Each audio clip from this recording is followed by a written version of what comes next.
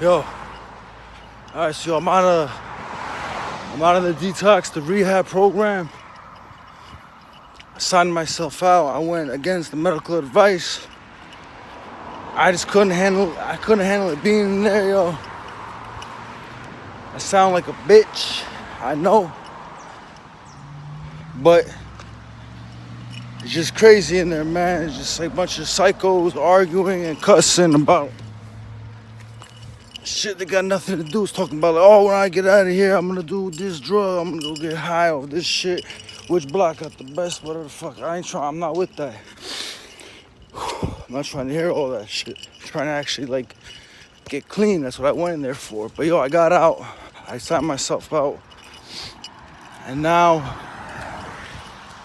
I just have to stay clean. Can't fuck around with anything. Gotta stay away from all those trouble I've got myself into before. I gotta make peace at home. Still being a little bit shady. Still got shady habits. But I gotta stay clean. I can't be drinking, can't be smoking, can't be none of that shit. It's not easy, but I can do it. I know I can do it. If I stay clean, got this program in Pennsylvania all set up. Life's Journey. I'm trying to go do that. They said it's a good program, especially for people like me, a guy in my 30s. I can go get help, get professional help that I need. This way, I can focus on getting clean. I can work while I'm in there, not just sitting around.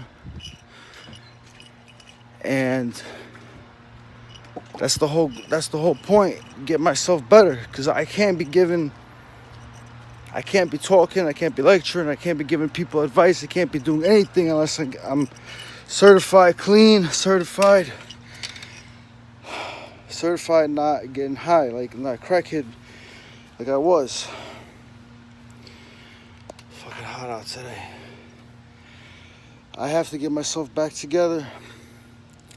I have to get myself back to the way I used to was.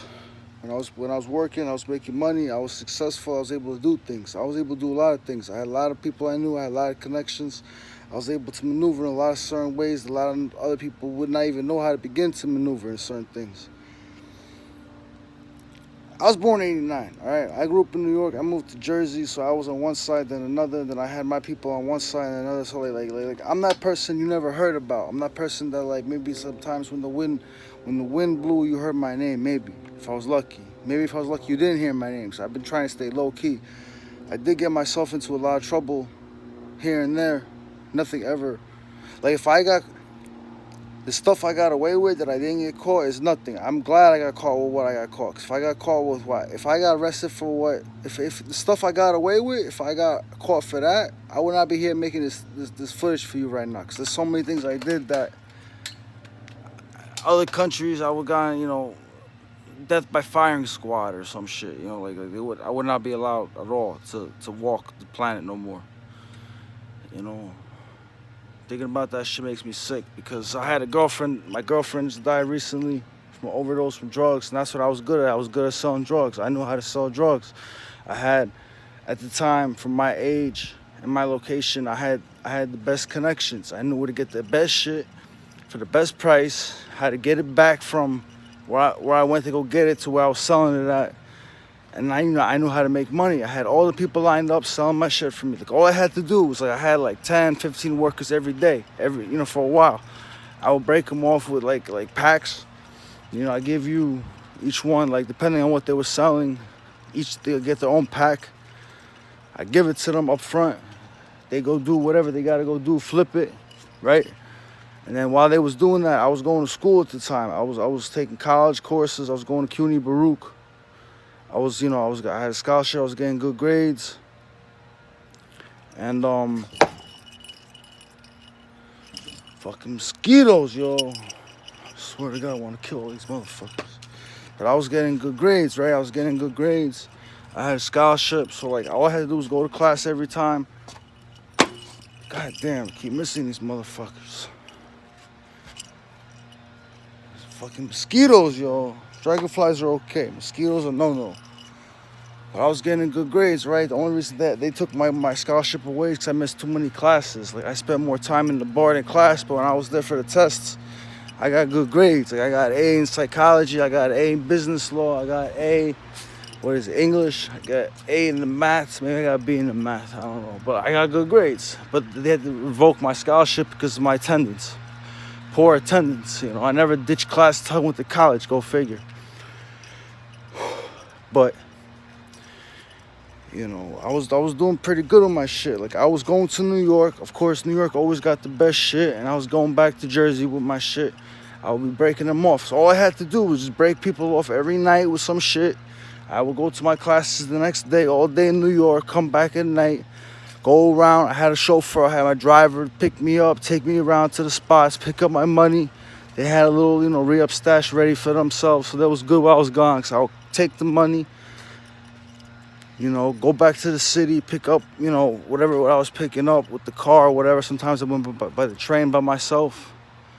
So you gotta remember, this is after 9/11, so I'm taking the train and I'm going through all this shit by myself in a book bag. They got dogs and everything. So I'm taking the train or a car or whatever, going to the city, picking up my shit. I was like 19, 20 years old at the time, you understand? So I was picking this shit up. I was coming back. And then at one time, I had one of my friends over here in New Jersey, one of the people I was associated with. His father, he had a car restoration shop. So it was like this big shop off Route 22. He had the keys for it. So we'd go at night when no one was there. He had the keys. So we'd be in there taking care of my business. But at the same time, I don't have any photographs or nothing. But his father would have like cars up on the lifts, other cars, parts, all this other stuff, right?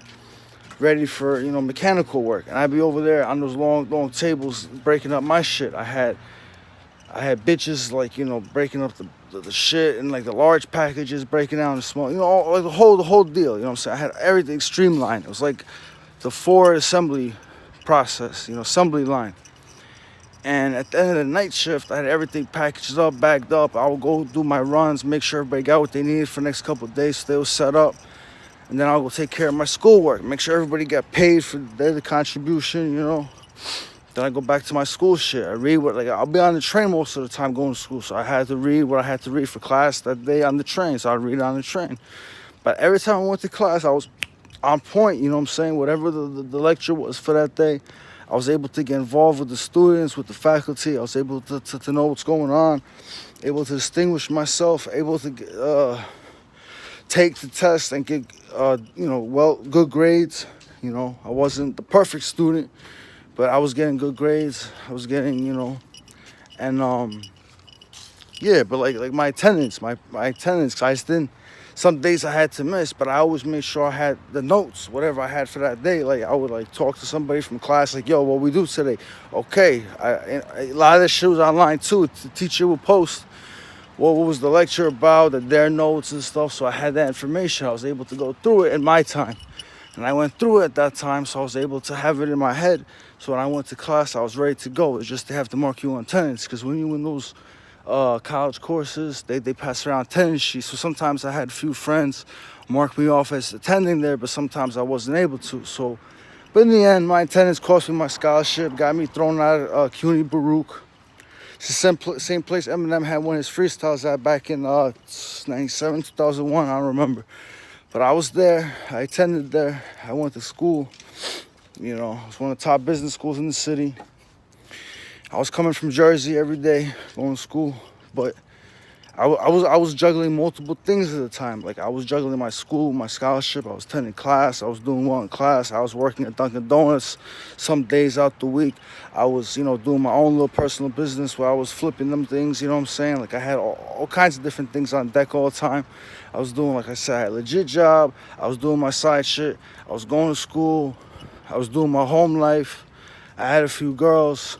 And then I had my own social life, my own personal life, where every getting out to get together, a couple of the boys, play some cards.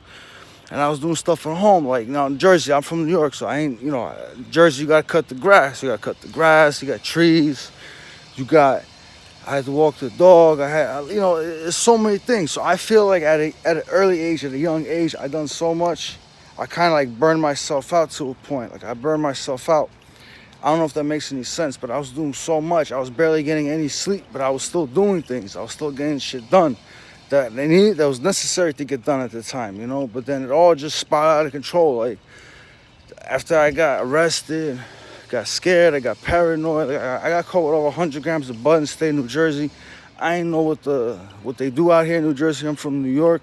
I ended up taking the whole rap. That's another story. Like I took the whole rap for that shit. One of my buddies, he was scared. I was like, you know, it was my fault, the whole thing. So like when we went to court, his father was with him. I was by myself in court. I had nobody with me, but like in front of him and his father and everything, I went up to the judge and I said, yo, like he had nothing to do with it. Like he's totally innocent. It's all my fault. Like let me take it.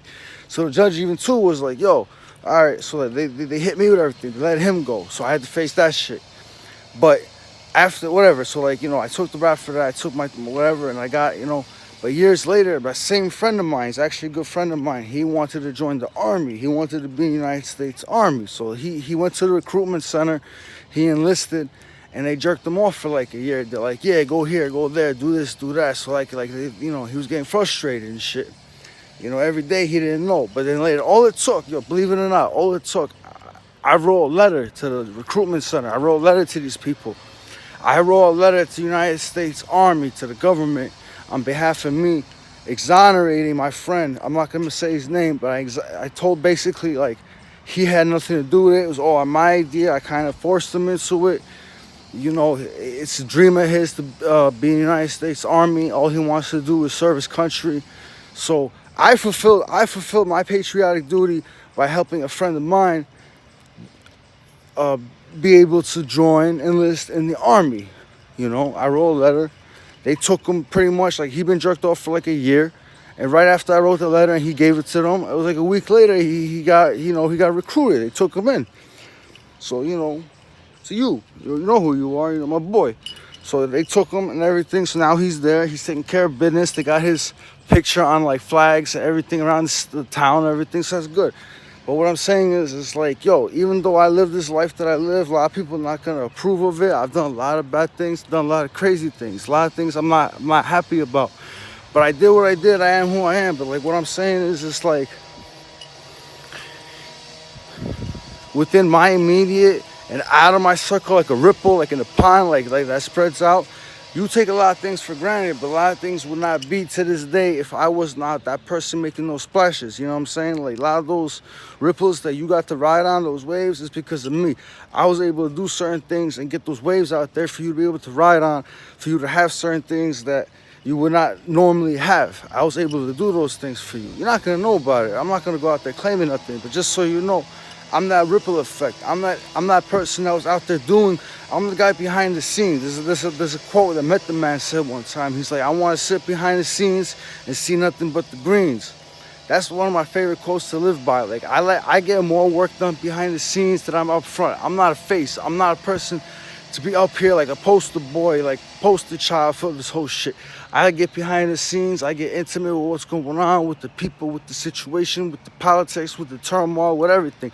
I get involved with that, and I know better than anybody else. I know what's going on, and I know how to handle that shit like at a drop of a hat. Like I know if it's gonna go this way, go that way. I know exactly, so I know how to make things go. Listen, I got a lot of energy right now. This shit just been stored up. Now it's all coming out. I got more stories coming for you too. Yo, listen, I don't even know what's gonna be happening. I'm supposed to be going.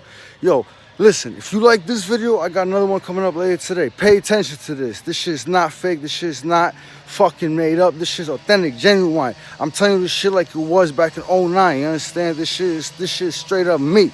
You understand? This is me.